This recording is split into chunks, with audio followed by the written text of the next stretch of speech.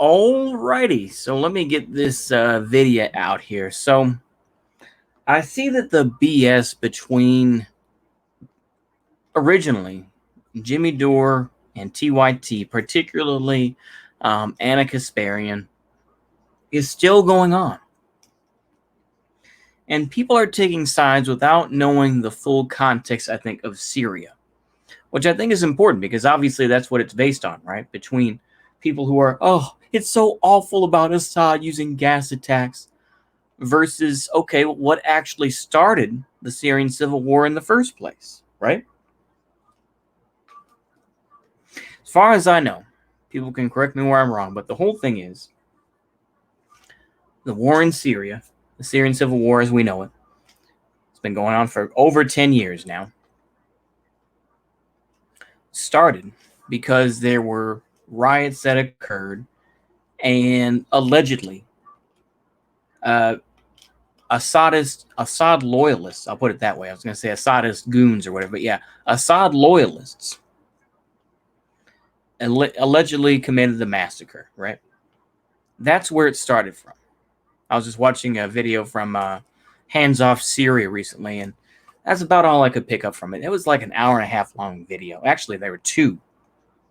It was like 4 hours worth of stuff. Well, actually, no. Excuse me. It's about 2.5 hours. Sorry. But to me, I was like, okay, why does no one talk about this? People simply talk about the Syrian civil war and just say, Assad bad, Assad bad. And it's just like, okay, for all the talk of people that talk about secularism in the Middle East, and I know, Middle East, Western Asia, whichever term you want to call it, but in the Arab world, I'll put it that way. I thought that's the ideal, is a secular society, right? You can't get more secular than Assad, in my opinion. You'd be hard pressed to find leaders that that are secular, that yeah, I mean overall they are Alawites, so of course they're this weird sect of Islam where they get to drink wine and everything. Like I don't know. Anywho, I'm not going to delve into that because honestly, that's a whole subject in and of itself, and it's too big for me. But the thing is, though, I saw, of course, Vosh starting to get into this debate, and I think that I just think it's bullshit. I do. I think it's just petty drama. It is just petty drama. And now, of course, Kyle Kulinski is getting wrapped up in this because of what he said, or what Jimmy Dore said about Anna Kasparian. And, said, she was wearing a thong, this and that. And because of that, it constitutes sexual harassment, right? So Kyle Kulinski is trying to distance himself from that. So Jimmy Dore responded. Now, to me, from what I saw, I didn't watch every single minute of the clip that Jimmy Dore posted, but Jimmy Dore was not, going off and screaming as he normally does, right? But I think this goes to show just how really screwed we are as a society, because it's like, well, yeah, I mean, there has never been a good response to, why does Rojava get support from the United States? Well, there's no good response to that. There's no good response. It's like, well, yeah, they get support from the United States. The United States is bad, but I've said it before, I'll say it again. Nobody cared about the Kurds before they had their anarchist, democratic, socialist beliefs. Before Öcalan, I would argue nobody other than policy wonks and people who, saw the Kurds as nothing more than pawns in the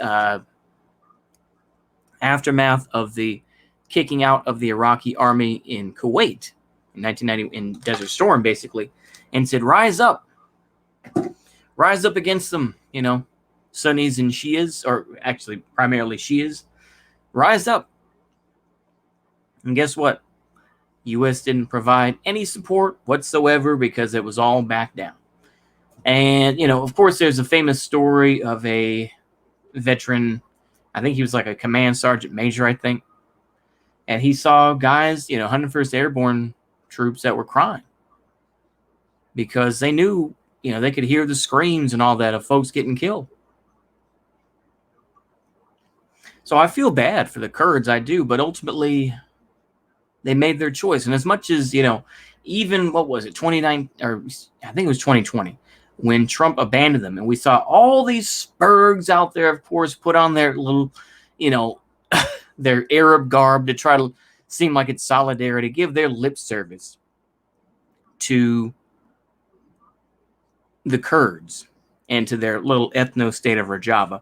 Make no mistake, Rojava is an ethno-state, all right? People, I'm sure that people can, claim otherwise, this and that. You can say, oh, Amnesty International's full of shit. But the thing is, though, Shia Muslims, Coptic Christians, other folks that are not Kurds, burning down, are not wanted there. They're not wanted in Rojava. Unless you're a white person that's willing to fight for them. Or if you're, if you're a POC that's willing to fight in their integrated military where you can bang a brown chick. That's basically what it is. I guarantee you that there are some horny bastards out there who are like, yeah, I'm going to fight, fight for Rojava. We're going to fight the, Turkish fascists. In actuality, they're like, I get to sleep with a brown girl. That's really what it is. I'm going to be dead honest with you. That's what it is. People need to be honest, How many of them just wanted to smash? Like I say, they, they couldn't get laid anywhere else. So it's like, yeah, I'm going to go out here and, anyway, the thing is, when you hear morons who simplified to Assad bad and don't talk about Hayat Tahrir al-Sham, the literal Turkish-backed puppet group, talk about groups like the Free Syrian Army, talk about the White Helmets, talk about whoever else in this very complex world, and just simplify it to, well, Assad's bad because gas attacks. It's just like, feel as you want to about Assad. Say he's evil, he's this and that. Oh, who's going to come in? Who is going to come in there? The U.S., I've said this before and I'll say it again. The United States can overthrow Assad if they wanted to. But they don't have the cojones to do that. That's my genuine opinion. Correct me where I'm wrong, but I don't think they do. Because they know that if shit gets worse, then, it's not going to be just contained in Syria, They've already seen attacks in Europe. They've already seen, we've already seen other stuff go on. So they, like I said, the powers that be, whoever you want to say, CIA or NSA or whoever else, probably not NSA, but, the folks who do wet work and all that stuff, they know what they're doing. And they know that in general, people don't have the stomach for it. They also know that Hezbollah is in Syria as well. They know the Russians are there as well. And they know, like I said, they had their chance for a good long time, but they probably felt that it wasn't proper or what the administrations thought, whether it was Obama or Trump, nobody really, wanted to get into it, right? So here we are, now 10 years later plus, and And, arguably, of course, for the most part, the Syrian Arab army, along with the Russian contingent, is continuing to fight, and continuing to retake land. Is it perfect? Far from it.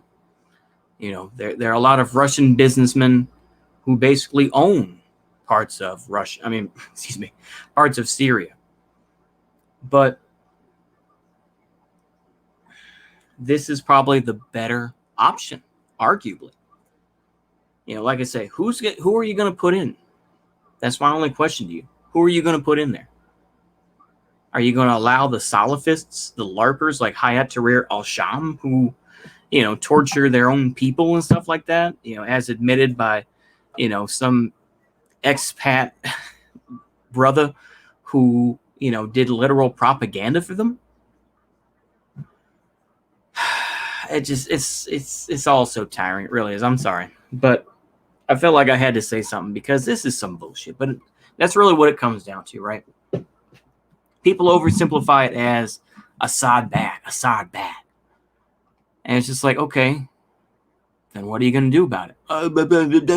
Because they know they're not going to do anything. They're not. They know that they don't want an international struggle if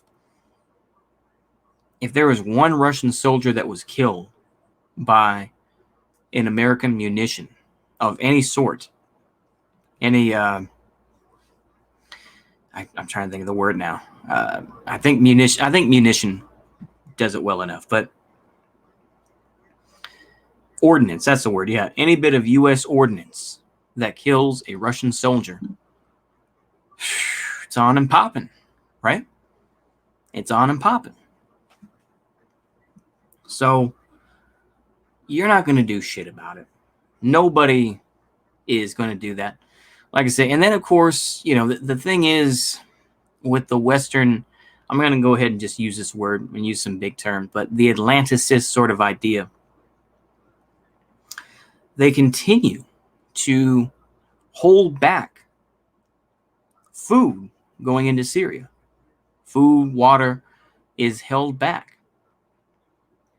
Their economy is in shambles. And they have made it this way. And once again, I've said this before, I'll say it again. They create their own enemy.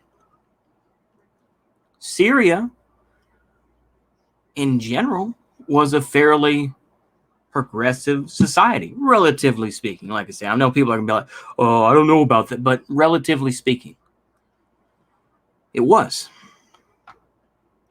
And now you have all this nonsense going on. And you'd rather have people people would rather talk about their little ethno-state of Rojava. They would rather talk about how bad the Turks are. They'd rather talk about how bad Assad is for all the gas attacks. Nobody's going to do anything. Nobody is willing to do anything. I'm wasting my breath. You are wasting your breath by pretending you give a shit about what goes on in Syria. By pretending to give a shit about the Kurds because you never cared about them before. Nobody did. Like I said, before Öcalan, did anybody care? I've said this before and I'll say it again. Did anybody? I don't think they did. Like I say, I think I've pretty well made my case in general. And like I say, I'm no expert on everything to do with the Syrian civil war and all the factions and everything else. But generally speaking, it's all cope at this point. It is just cope. The reality is Assad, for the most part, has won. The war in Syria was a setup from the beginning. They simply wanted to overrun the country like they did with Mubarak in Egypt. That's what they wanted. And we've seen that the Arab Spring was a gay op. And the Syrian civil war is simply an extension of that gay op. And they're like, well, Genie Oil as well. Of course, Genie Oil, they wanted to build their pipeline, right? Through Syria. And they said, no. It's always people never want to do, like I say, I know it's plain as a nose on your face, but why is it that Rojava, in the area where all the oil is, or where most of the oil is, in that northeast corner, why is that? That's interesting, isn't it? They have U.S. military support there and all that. Why is that? That's a head scratcher. Why do the Kurds sell oil to Israel? You know, and like I say, a couple months back, they did bomb those folks, and they did attack those guys who were taking oil out of Rojava. But like I say, whenever you mention that Rojava is selling oil to Israel, it's like, oh, it's anti-Semitic. Are you again? Like I said, it goes to show that their ideology is hollow in the middle. You can go ahead. It's like a babushka doll, right? It's a babushka doll where it's like you keep opening up. You keep, or like an onion without a center. And you just keep opening up, and there's nothing. There's nothing in there. It's a hollow ideology. And these folks, like I say, who I feel so bad because people are falling for it. But there are morons who just think somehow, oh, well, Assad's bad. We're going to do something about it. You know, we're going to change the system. But the U.S. needs to remain as one nation, though. We don't want to have, we just need to do more integration. You know, we need to do integration the right way, even though we've had that now for like, what is it, like, 70 or 80 years. But, now we're going to have the real integration. And people just keep falling for it.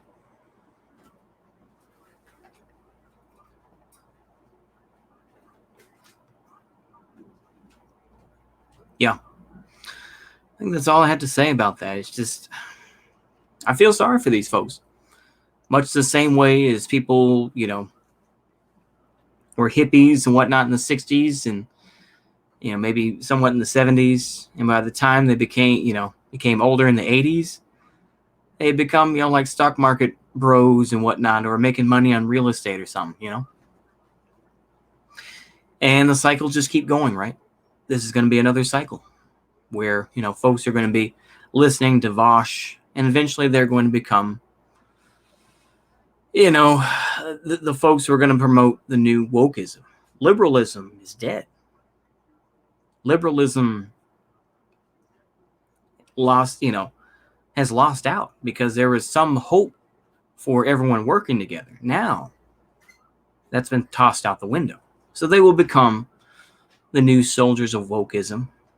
So hoping that they will find their own place so that they can, try to live halfway decent lives. I don't know if it'll work out that way, but anywho. Okay, now I'm really done. Hopefully y'all enjoyed that. See you later. Goodbye.